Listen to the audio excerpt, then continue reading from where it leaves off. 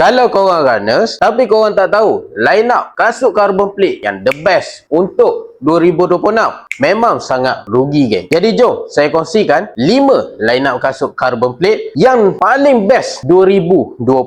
Yang pertama, siapa je yang tak kenal, Adidas Adios Pro Evo 3 yang baru-baru ni ada memecahkan rekod di London Marathon dengan sub 2 jam. Kasut ni kalau beli memang laju kita lagi geng. Yang kedua, On Cloud Boom Strike LS. Kasut ni dia memang fokus kepada kelembutan dan juga stability. Yang ketiga, paling ramai yang tanya, Asics Metaspeed Sky Paris. Kasut ni kalau dipakai oleh runners, makin laju makin panjang strike dia.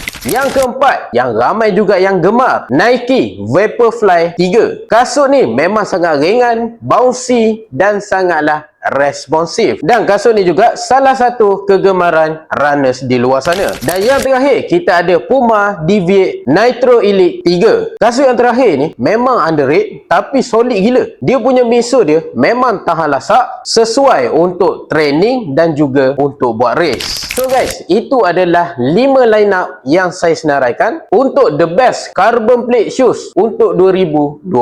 Kalau korang rasa ada lagi kasut yang patut masuk senarai ni, cuba korang komen dekat bawah. Kalau korang nak cari kasut running, korang boleh hadir ke SMT Sport Kuala Terengganu ataupun beli secara online.